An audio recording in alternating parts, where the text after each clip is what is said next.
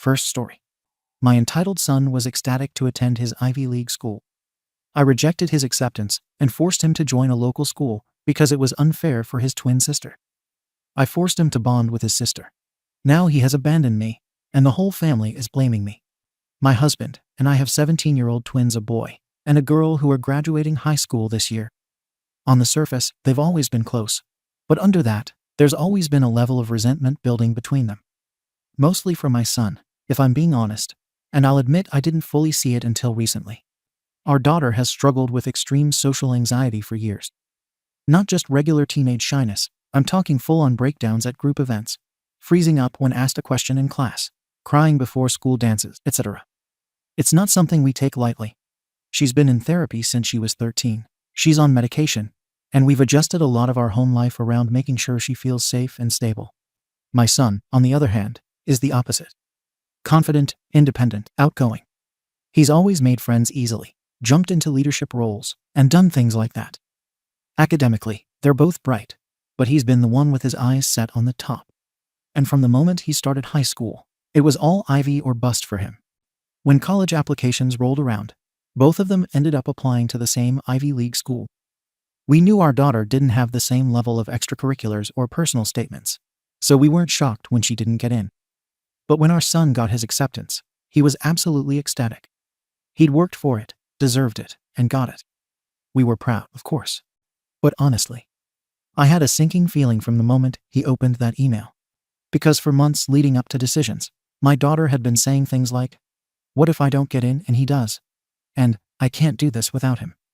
She relies on him more than anyone. At school, she only has a couple of acquaintances, no real friends outside of her brother. If he's not there, she spirals, and I'm not exaggerating. She had a panic attack in 10th grade when he was out sick for a week, and she had to eat lunch alone. My husband and I started having serious conversations in private. What would we do if she didn't get in? Could we really send her out into the world alone, knowing her mental health situation? It felt negligent. It felt dangerous. Her therapist even mentioned that having him around would provide some necessary stability. We had held out hope they'd both get accepted, and the decision would be made for us. But when that didn't happen, we had to figure out what to do.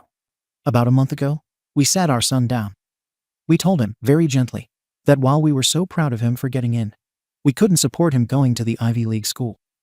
We told him that we would only be paying for college if he went to the same state school his sister would be attending. He looked stunned at first, then furious. He started yelling that it was unfair, that we were punishing him for succeeding, that he wasn't her babysitter, and that he shouldn't have to ruin his future because she refuses to function like a normal person. He accused us of always putting her first, and I'll admit that hurt. Because I don't think we do. I think we respond to her needs as they come up. It just so happens that she has more needs than he does. We explained that this wasn't about punishment. It was about safety and family. We told him that we had the money for the Ivy League school, but we would only release it for the state school. He told us we were blackmailing him, that we were emotionally manipulating him, that we had chosen her over him, and that someday we'd regret it.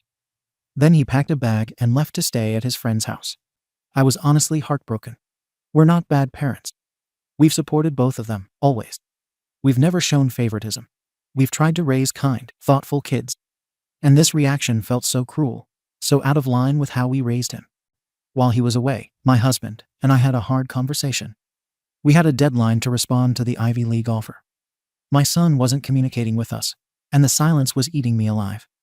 I kept thinking about what would happen if our daughter had to go to college alone. It's not just nerves. She shuts down, gets sick, and loses sleep. This isn't something she can get over. So, we made the decision. We logged into his application portal and declined the offer. I know how that sounds. I do.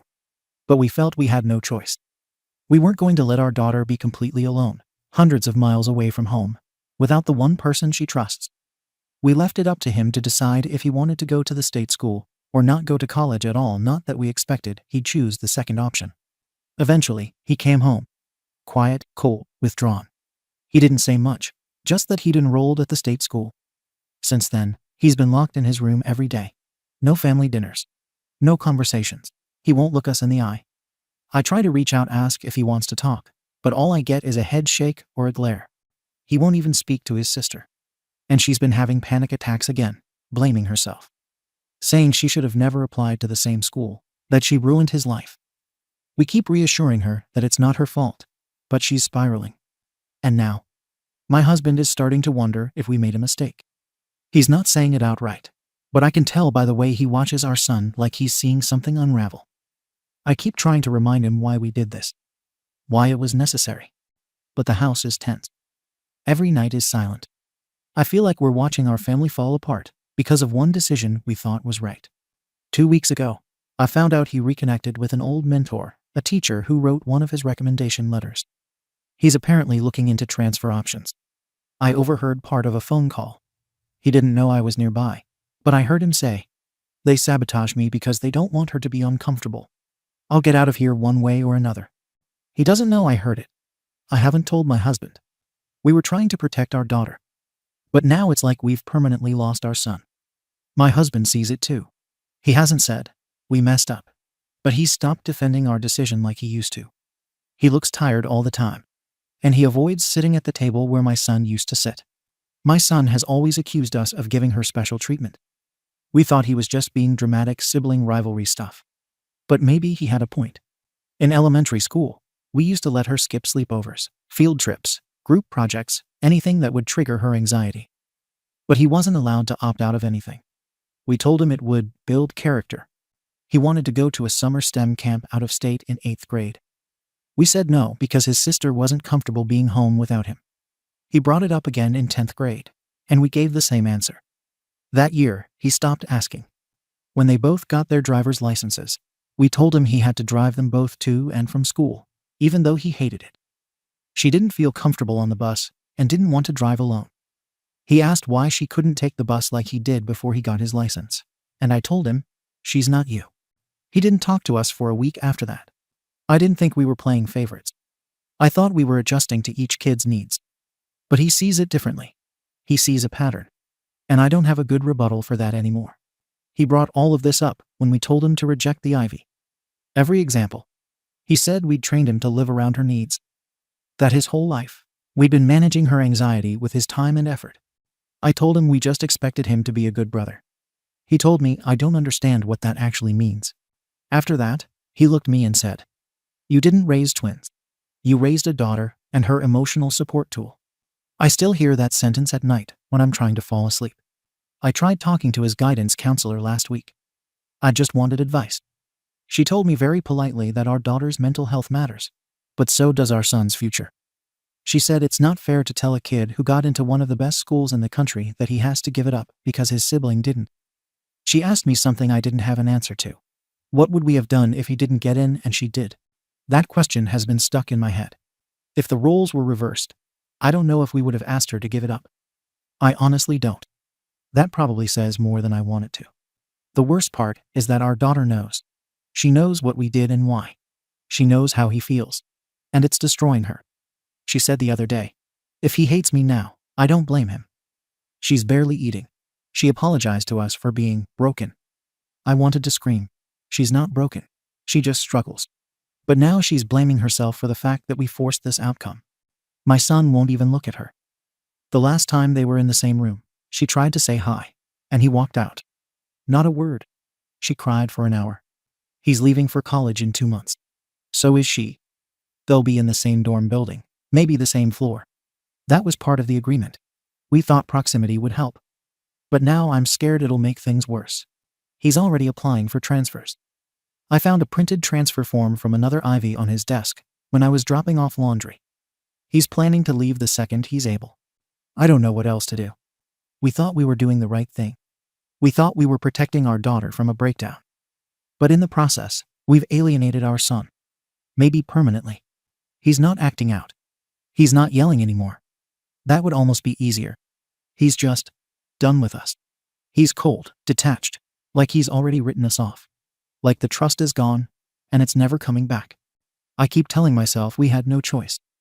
But then I look at both of them, now one silent and furious, the other anxious and guilt-ridden, and I wonder what we actually accomplished. He says we favor her. That we always have. We don't. We love them both. We really do. So Reddit, AITA? Comments. Comment 1. YTA. You didn't just favor your daughter. You wrecked your son's future over her. You nuked his Ivy League opportunity without his consent. That alone crosses a massive line. You keep calling your daughter's issues not her fault, and I get that. Mental illness is real. But here's the thing. It's not your son's responsibility either. He didn't choose this dynamic. You've raised him to be her emotional support system for years, then had the nerve to act shocked when he finally snapped. And the way you talk about her, she's not broken. But every decision revolves around, what if she spirals? That's codependency, not protection. I guarantee if the roles were reversed, if he had a breakdown when separated from her, you wouldn't have made her turn down a top school. You would have said, he needs to learn to cope. You didn't raise twins. You raised one child and trained the other to manage her.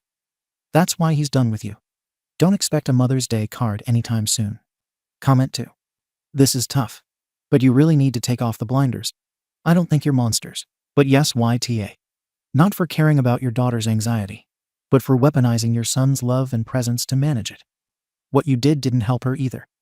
Your daughter feels guilty and ashamed. She's internalized this whole mess as her fault, which is probably worse for her mental health than going to college alone would have been. You've now got one kid who resents you and another who blames herself. No one's winning here. Also, declining that acceptance behind his back. Huge breach of trust. I know your heart might have been in the right place, but the outcome here speaks louder. You chose short-term comfort over long-term damage control, and now both kids are paying for it. Comment 3. Jesus Christ. OP. YTA doesn't even cover it. You F-ed him over. Period. Kid gets into an Ivy, something people bust their arse for, and you're like, nah, your sister's anxious, so we're gonna flush that. Are you hearing yourselves? Let's be real. You emotionally blackmailed him. You can go to whatever school you want, but we'll only pay if it's the one we want. You might as well have said, F your dreams, kid. Also, how did you think this would end? You really thought forcing them into the same dorm after this wouldn't be a complete disaster. And the she needs him thing, that's not healthy. That's codependency, and you've been feeding it for years. Instead of helping her build coping mechanisms, you made your son the crutch. No wonder he wants out. Here's my prediction. He transfers the second he can. He goes no contact in 5 years. And when you ask why he doesn't call, look back at this post. It's the moment you made it clear who mattered more. Update. A lot has happened since my original post, and none of it has made anything clearer. If anything, everything feels worse and more divided, and I honestly don't know how we got here so fast. Not long after I posted, my son ended up telling my sister everything. I don't know what version he gave her, but whatever he said made her furious with us. She called me late at night yelling that we destroyed his future and forced him into being a parent to his sister his whole life. My parents got looped in, followed by a couple of cousins, and suddenly half the family was treating us like we were abusive. It felt ridiculous. They all knew our daughter struggled and needed more support growing up. They also know our son has always been independent and didn't need the same level of attention. But they acted like this was some shocking revelation, and not the reality of raising 2 kids who aren't identical copies of each other. We didn't choose her over him. We made decisions based on circumstances. Then orientation happened, and that made things worse. He wouldn't walk with us, wouldn't sit with us, and wouldn't even answer his sister when she asked something. He stepped away from her like she was bothering him. People probably assumed we were 3 strangers walking in the same direction. She completely shut down, shaking, avoiding eye contact with everyone, barely responding when staff asked questions.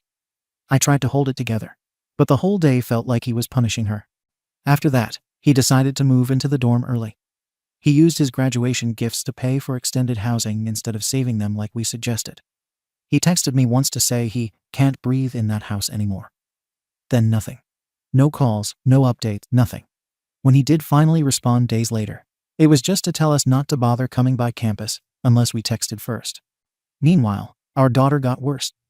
Every day she asked if he hated her. She kept trying to convince herself he'd come around once school actually started. Her therapist said we needed to focus on stabilizing her routine, but she was restless and guilty and constantly checking her phone, expecting a message from him that never came. And then a few weeks into the semester, I found out he had been talking to professors and administrators about transferring. He didn't even come to us first. We found hints of it from an email on his laptop during Thanksgiving break. He was already working with advisors to line up recommendations. He didn't even deny it when I asked. He just said he wasn't staying, for one more minute than he has to. I told him transferring would send his sister into a tailspin. That she needed stability, that we all needed time to adjust. I told him the semester had already started, and it was too late to completely uproot everything. I even said he could take a break and reapply next year, if this was really about chasing the Ivy name. But he was set on leaving as soon as it became logistically possible. Christmas break was awful. He came home only because the dorms closed, and he had no other option. He refused to eat with us. Refused to open presents. He didn't say a word to his sister. She tried once to ask if he wanted to talk, and he just walked out of the room and left the house. He stayed with a friend. My husband tried talking to him, but he said, "I'm here because the building kicked me out, not because I want to be." He left 2 days later without saying goodbye. A couple of weeks into the spring semester, our daughter finally broke down and told me something she'd been holding in. She said she never understood how he got in, and she didn't when she worked harder than he ever did. She said she hated seeing him achieve things she couldn't, especially when she felt like she did everything right. She said when he got accepted, she felt like the inferior twin. She also admitted she lent on him because she thought if she didn't, she'd fall behind socially and academically. She cried and told me she felt guilty, ashamed, and jealous all at once. I didn't tell my husband or my son. It wouldn't have helped anything. And honestly, hearing her finally open up made me feel like all the decisions we made were justified. She wasn't manipulating anything, she was drowning, and didn't have the tools he naturally has. Then word got back to us that he's been telling people on campus that we emotionally abused him. Apparently, he's been painting himself as this long-suffering caretaker who never had a childhood. So now we're the punchline of some campus rumor. We went to a neighborhood dinner recently, and someone we've known for years decided to confront me publicly about it. She said she hopes our son gets out and never looks back. My husband had to pull her aside before it turned into a scene. I left early because I couldn't stand people whispering and staring. And then my son turned 18 and blocked my number. He only messages his dad occasionally about tuition or housing. He told us not to contact him unless it's paperwork related. That's it. 17 years of raising him, supporting him, giving him everything we could, and he tosses us aside and acts like he's escaping a cult. I still can't believe it. Then everything collapsed at home even more. Our daughter dropped out of the state school. She couldn't handle seeing him on campus ignoring her. She couldn't focus in class. She stopped eating properly.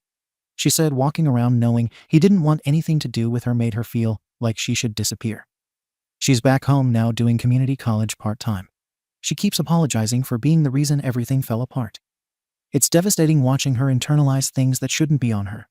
And I keep thinking if he had just stayed committed to being part of this family, none of this would have happened. He's doing great at the state school socially and academically, which proves he's capable of thriving anywhere. So what's the issue? Why is this the hill he's choosing to die on? We don't play favorites. Our son had more luck. Our daughter also deserved the same chances, but life isn't fair sometimes. We didn't ruin his life.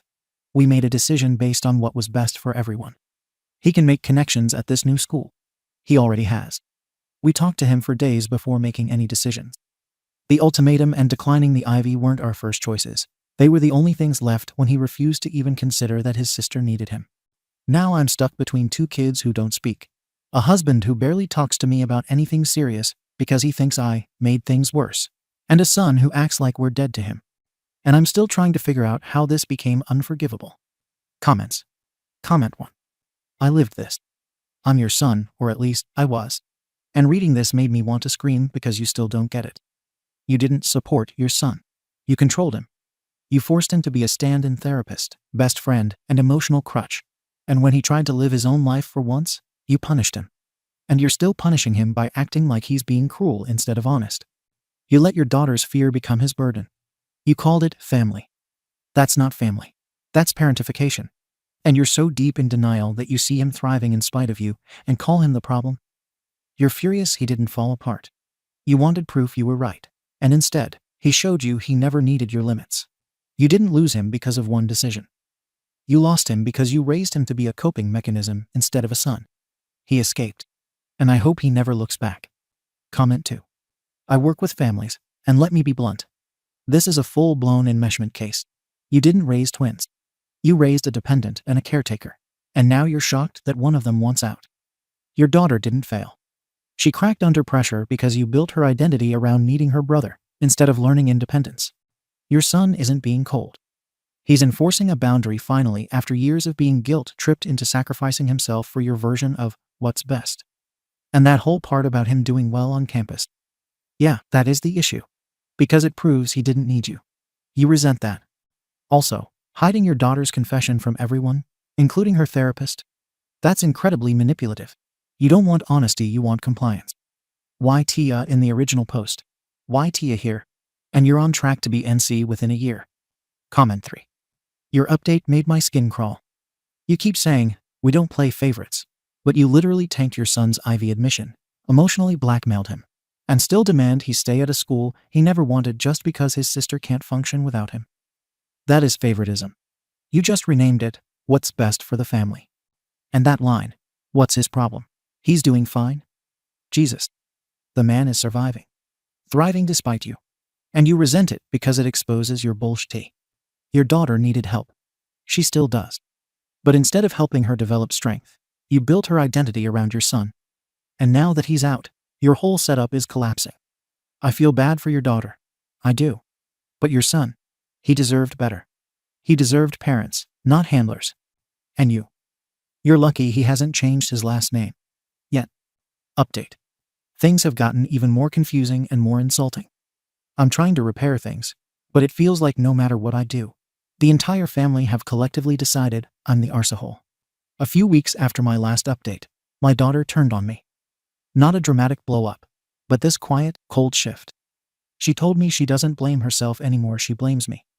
She said she never asked me to ruin his life, and that everything that happened between them is because I made their relationship weird. She said it like she'd been rehearsing it in therapy. And then she stopped talking to me about anything real. She answers in short sentences, avoids me, and spends most of her time in her room. It felt like watching her choose him over me. After everything I've done for her. After all the nights I stayed awake, holding her through panic attacks and school anxiety. Somehow, I'm the one she resents. I tried pushing her to re-enroll this semester. I told her she shouldn't lose a whole year over this mess, that she needed to get back into a routine. She refused. She said she can't be on that campus without him. She said she can't sit in those classrooms, knowing he's somewhere else pretending she doesn't exist. I kept telling her she was letting emotions dictate her future, but she dug her heels in. My husband told me to stop pushing her, but if we don't, she's going to fall behind. She barely leaves the house as it is. I thought maybe therapy could help us reconnect, so I set up a family session, me, my husband, and my daughter. The therapist immediately started focusing on me. She kept asking about patterns, roles, and dependency dynamics. It felt like an interrogation. I wasn't being heard, just judged. When I said our son should have been more supportive, the therapist pushed back and asked if we had relied too heavily on him. I left the session halfway through. My husband stayed, which irritated me even more. He didn't defend me at all. And then we got another bombshell. During a follow-up appointment, the psychologist suggested our daughter might have high-functioning ASD. Suddenly everything was about this new diagnosis. My husband acted like he'd cracked some lifelong mystery. My daughter acted like it explained everything. Meanwhile, I'm sitting there thinking, doesn't this just prove I was doing what needed to be done? Doesn't it validate why she needed more support? But when I said that, the psychologist gave me a look like I'd said something wrong. Everyone's twisting things. And then things with my son somehow got even worse. We found out accidentally that he's been working 2 part-time jobs on top of a full course load. My husband saw him at a bookstore near campus when he was supposed to be in class. He wasn't doing anything wrong, just shelving books and talking to a professor about the transfer packet.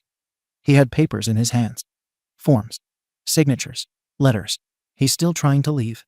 He refuses to ask us for a cent. He's paying out of pocket for application fees and transcript requests. It's infuriating. We told him we would help him if he actually wanted to go somewhere new. But he won't take anything from us because apparently he's not going to be indebted to people who hold things over him. That wasn't enough, he humiliated us during a family dinner. We invited him home to talk calmly. I genuinely wanted peace. I told him we'd reconsider paying for the transfer if it meant putting all of this behind us. He said he didn't want our help because he already figured everything out on his own, and that we only offer help when it benefits us. That set me off. I told him he was being ungrateful, entitled, and dramatic.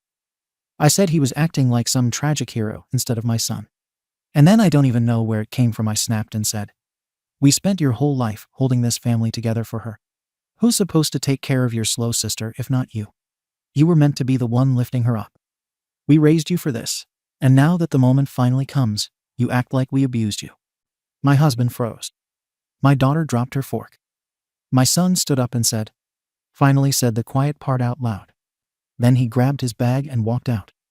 I told him if he was going to act this way in my house, he didn't need to stay here. I didn't think he'd actually leave, but he did. My husband followed him out. They didn't come back that night. Only my husband came home the next morning, and we had another fight. He said I crossed a line, that I showed my real feelings. I told him I was pushed. I told him our son knew exactly what he was doing, provoking me until I broke. The whole family is unraveling, and somehow I'm the one they're all circling around like I caused an earthquake. To make peace, I suggested a reset, a family vacation. Fresh air, start over. I offered to pay for everything. I even told my son he could choose the destination. Not one person said yes. My daughter said she's not going anywhere with this tension. My husband said he's not forcing our son into anything. And my son didn't even respond. I keep saying I'm willing to accept everything now, his transfer, her dropping out, whatever is needed, but it feels like that doesn't matter. I'm trying. I'm putting everything on the table. And everyone's still acting like I'm radioactive. I still don't understand what their problem is. I didn't ruin anyone. I tried to keep the family functioning. I tried to stop everything from collapsing. And now that it is collapsing, instead of working with me, they're all shutting me out. I don't know how we got here. I don't know how to fix anything. I just want my family to stop treating me like the enemy. AITA now? Comments. Comment 1. You need to hear this from another parent. Your husband is grieving the loss of both his kids and the partner he thought he had. He stuck with you through a hard decision. Maybe he even agreed at first. But watching you double down, deflect, manipulate, lie by omission, and then blow up at your son at the dinner table, that probably broke something in him. You didn't just make a mistake. You doubled down on it until your family imploded. And now you want credit for offering them a vacation. You're still trying to skip the apology, skip the real reckoning. The saddest part is your daughter probably would have forgiven you if you had just taken accountability. But you keep saying, "we," like you didn't lead every bad call. And your son, you burned that bridge. He's not being dramatic. He's finally free. It's not too late to change. But it is too late to pretend they're the problem. Comment 2. I'm reading this as a mom and a wife, and I think your husband might be halfway out the door emotionally. He stayed quiet for years, probably to keep the peace. But that dinner, the way you lost it on your son in front of everyone, that might have been the moment he realized how far gone things are.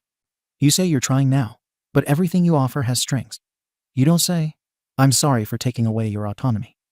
You say, "I'm letting him transfer now," like you're giving permission to an adult who no longer needs it. Your daughter is breaking under guilt and confusion. Your husband is checking out. Your son is already gone. You don't need to fix this with vacations or payments. You need to start with an actual apology. One where you don't defend yourself halfway through. One where you sit with the discomfort of knowing you caused this even if your intentions were good. Second story. My dad fed me allergic food, kicked me out at 18, and allowed my ex and his friends to harass me until I got them arrested. Now no one wants to walk me on my senior night, and everyone is taking his side. Okay, so first off, I do feel bad about complaining about all of this. I'm just a middle-class American teenager. Like, I have a car, and both my parents are well off and own homes. I'm not living in Gaza or anything terrible like that. I get it. But I'm 18F and a senior in high school. I have straight A's and a full ride to a university next year. It's not my dream school, but I know I'll end up going there because the economy is terrible. And while my parents are okay money-wise, free is free. My parents are divorced and remarried. My dad has been with my stepmom for a while, and my mom and stepdad have been together about 5 years. A few months ago, I was diagnosed with a tick-borne disease and can't have red meat products. It's terrible, and I get so sick if I have anything. I miss steak. But a few weeks ago, the night before a dance, my dad was making dinner. I was at his house on one of the days I normally wouldn't be because my mom was out of town, and I don't like staying alone.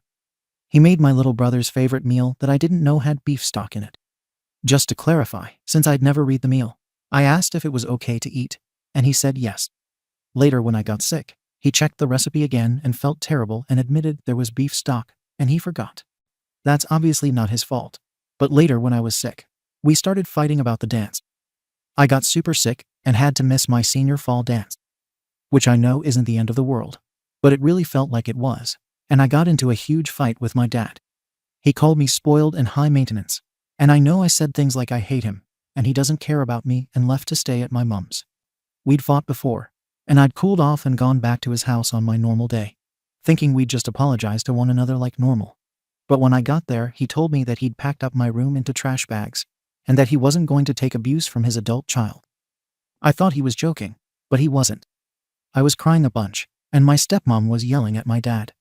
She gave me one of her credit cards and told me to call her if I ever needed anything, and I've been staying at my mom's ever since. Which isn't great. She and her husband kind of do their own thing, and I just feel like I bother them.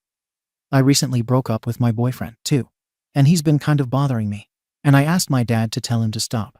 But he told me I needed to deal with my own issues on my own. So I asked my stepdad, which was embarrassing because I don't know him very well, and I don't know if he even fixed the situation, and he seemed annoyed until my mom finally talked to my ex. He finally left me alone, but now his friends keep messing with me online and in person at school. My senior night for my team is this weekend. I wanted my dad there and told him I'd buy him lunch this past weekend to talk. I told him I knew that what I said was wrong, and I wasn't trying to make excuses, but I was feeling so bad and was so upset about the dance, and him calling me high maintenance and spoiled also hurt. He said he knew that emotions were high, but I was an adult now, and actions had consequences. I get that. But if I were the first teenager to fight with her parents, I would understand. I'm a good kid. I have a scholarship and a job, and I know kids who have gotten like DUIs, and their parents still love them and let them live with them. He said he loved me, but I needed to learn consequences, and that he'd still go to my senior night. But I told him, don't bother. I had wanted all 4 of them to walk me, but now I just want to walk myself. I don't feel supported by any of them, and just paid and went to leave. He told me that if I didn't let him walk me at my senior night, I could kiss ever moving back in with him ever again goodbye. I told him that was fine. I was just so done trying to convince him that I was worthy of living in his house.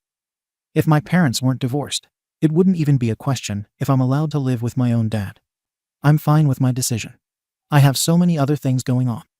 My ex's friends are giving me problems. I'm playing like garbage anyway, and will probably be benched soon, so it doesn't matter. But my grandparents and even my stepmom have called and asked me to answer my dad's calls and talk to him, and have said that I've upset him. I'm not trying to upset them, but I just am not in a good place to deal with all of this with him right now and don't want anyone there. There's a part of me that doesn't even want to walk that night. Comments. Comment 1. NTA, your dad made a very heated and drastic move. His actions have consequences too. If he truly wanted to try to make amends, he'd find a proper way instead of guilt-tripping you through family members. Try to control your temper in heat-of-the-moment situations next time. And don't let people who don't make you feel supported and successful ruin your moments, like your grad walk. OP. It's not for graduation. It's for a senior night since I'm on a varsity team. I generally do control my temper. Everything is just so overwhelming right now, and I felt so sick. He just doesn't understand how bad the food makes me feel. Comment 2. I don't get it, he said. He said he'd come, and you told him no. Why? You wanted him there. Why did you tell him no? Because he said you can't live with him. You need to mend the relationship before you can move back in. While I think he's wrong to be so demanding, I feel like your emotions are all over, and you're very reactive. You are making matters worse for yourself. He's being a jerk, yes, but you definitely aren't helping yourself. OP. Yes, that's why I invited him, apologized again, and even bought him lunch. But he said he still wouldn't let me move back in, and still won't help me with my ex harassing me. And I was just sitting there like, wait, why do I even want him there on my special night? Like, I get he doesn't like me. I know neither of my parents do, because to them, I'm too much like the other one for them to ever actually really love me. But I thought if I sat there and apologized and begged him for help, he'd at least care, and he didn't. OP replied to a long, downvoted-esh comment. Yes, but I asked him if there was any red meat in the meal, and he said no. I was going to make myself something else, but was starving after practice, and it smelled good, so I had it. When I got sick, he remembered the broth. I have found some easy things I can make, and even bought them myself for both houses, so they don't have to change their lives for me. If he said there were beef products in it, I would have just eaten that. This is my last dance, And my now ex was angry. I was going to miss it and was making me feel bad. I know I shouldn't have gotten angry, but it was really upsetting. And he wouldn't even comfort me when I was sick because he was annoyed. Comment 3. NTA. But you should take your father's calls and give him the chance to reconcile with you. Obviously, you know whatever nasty things you said to him hurt him. Apologize for that, while also emphasizing how serious your health condition is. You made a mistake regarding what you said to him during that argument. But he made a mistake, not taking your health situation seriously. OP. I have apologized enough times. I even bought him lunch to apologize. The only thing he apologized to me about was forgetting the stock. Not calling me names, treating my stuff like garbage, or ignoring me when I was begging him for help with my ex who wouldn't leave me alone. I don't see what else I need to apologize for. I probably would if I even knew. But at this point, I think he should be the one apologizing and groveling, because I'm just not in the place to do that anymore. I have so much other stuff going on. OP replied to a big thread. Yes, he apologized for not telling me about the beef stock when I asked if there were any red meat products in the meal, because I would have just made myself something else, no problem.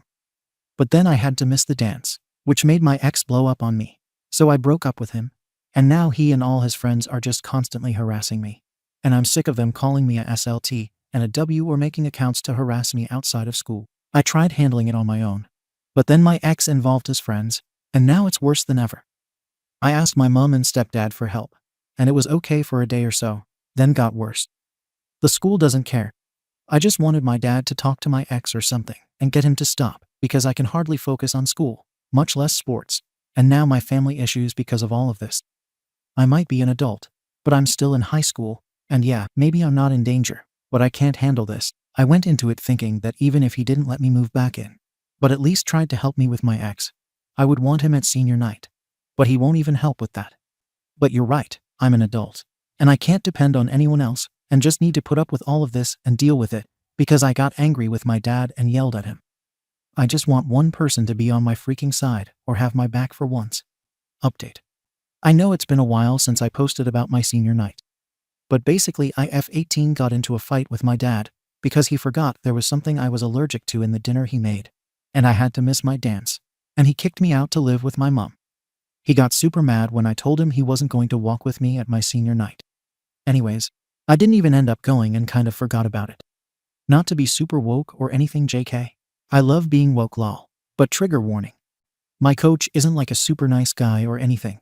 But my ex's friends, the ones who had been harassing me after my mom had finally gotten my ex to leave me alone, accidentally did so in front of him. They were punished, and I was really hoping that would be the end of it. But it wasn't. And a few days later, when I wasn't at school, they did something bad. I don't want to elaborate, and they were arrested, and the ones whose parents could afford to have them out on bail. But I know 2 of them didn't get bailed out. My ex wasn't there, but he was charged with something else. He's over 18 but still got bail, and they ended up dropping the charges on him. It might be my fault. I know it's stupid, but before it happened, I had deleted all of his messages because it was really stressful having them on my phone. My mom keeps pushing for them to get a warrant for the deleted messages, but I don't think it's going to go anywhere, and honestly, I don't know if it would even matter. I have a restraining order for all of them, though, which is good. There's a lady I'll call Gail. I don't know if she's a social worker or actually a cop, but she's been really nice and helpful. She told me that if they don't take plea deals, there will be multiple trials, and I'd have to testify at all of them. I asked her when the trials would be, because the school I am going to is far away, but she said not to worry about that. I just don't want to be at my new life and have to miss classes or something. I also really don't want to testify and hope they take deals, even if it means they won't be punished as much. Like, I know they have rights, and there's allegedly still a constitution in America. But the idea of testifying at multiple trials makes me want to die. I've seen videos of people making fun of women who testify too, and I can't handle that. So I really hope they take deals. I guess if they could just combine all of the trials, and I only had to testify at one, I would be okay with doing that. But Gail said that's not likely to happen, and not to get my hopes up. She wasn't mean about that or anything. I think she was just being realistic. My mom and stepdad have been really good about everything. My stepdad and I don't know each other that well, but he broke down and apologized, and said he blames himself and should have done more. I don't think he should blame himself. I even told him that. But he's been like doing nice things for me a lot, and making a lot of food that I like without me doing anything in return, so I feel bad. My mom has been really nice and supportive, but I think she's taking all of this harder than I am almost. And that is annoying. Like, she just randomly cries, and it's annoying to me because nothing happened to her. I haven't said anything to her about that though. Like, I don't need her acting like I'm still a kid and cutting up my food for me. I can do that. I haven't talked to my dad. I don't want to. The day before the party, I had begged my dad again to say something to one of the guys' dads because they work together. But he left me on read. So I guess I kind of blame him. I know that's wrong, but I don't want to see or hear from him, so I blocked him. I didn't even want him to know what happened. I know the police went to my mom's house to tell her, and I was kind of hoping that since I was over 18, they wouldn't tell him. But since he was still my emergency contact, they did. I fixed that for the future. He's talked to my mom, but she said I don't need to talk to him or even think about him right now. He's sent a bunch of letters to my mom's house for a week, or whatever it was every day. But now it's less often, but I didn't read any. And my mom said she'd just set them aside for now. I told her she could throw them away, but I don't think she did. I mean, I am sure he feels bad, but I don't want to hear him apologize or try to comfort me. I wanted his help before all of this, and to have tried to stop it from happening. But he didn't do anything. So that's why I blame him and happening, not my mom or stepdad. They at least tried to do something before all of this, even if what they did didn't work. I don't think I will forgive him. I know he's hurting, but I can't worry about his feelings. I know this sounds bad, but I'm not his only kid, and he has my brothers too, so I don't feel guilty, like I'm not stopping him from being a dad forever to anyone, you know. Plus, I'm an adult now, and I can choose who can or cannot comfort me. I have a therapist now. She's fine. I wish I could have a different one because her voice kind of annoys me. I don't think they let you change therapists because of that though. I actually hate therapy tbh and wish my mom would stop making it a big deal that I go. I don't want to tell her that it is kind of nice being the one in charge of my relationship with my dad and not vice versa. That's probably bad, but it's true. Plus, I kind of have an I don't give a F attitude lately, and I probably would just say to his face that I blame him, and that this is his fault, which I know isn't fair. So not talking to him is the right thing to do. I also had to block my stepmom. She texted my aunt that it's nice just being them and their kids and not having my drama in their house, and it got back to me, so I'm just giving them what they want. Like, I wonder if either of them actually ever really loved or cared about me. Maybe kicking me out when I turned 18 was the plan all along, and that's why he did it over something so stupid. And again, they have my brothers, so they're not missing out on anything with me, you know? Everyone at school knows, but they've all been nice. Like, not even just my team and friends, but everyone there has been nice, though. Like, really nice. I don't think they're being fake or anything, but if they are, I told my therapist that was fine because I'd rather them be nice and fake than mean and authentic right now. I was kind of nervous because I'm not popular or anything at school. I'm not a loser or anything but kind of do my own thing. The only other person in my class who's going to my college is this one popular guy, and he promised me he wouldn't tell anyone at our college about this. I know people will probably still find out, but that was nice. He's been talking to me more, even outside of school.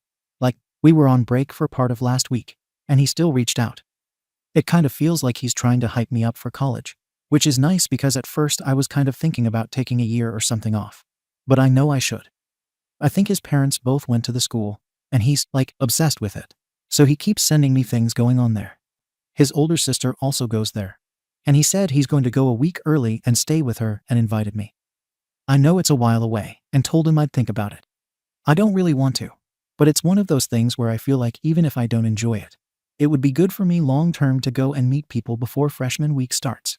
So AITA what I'll do about my dad. I was thinking about calling him at Christmas, but maybe I won't. My brothers have told my grandma they want to see me at Christmas, but it might be because I always get them good gifts lol.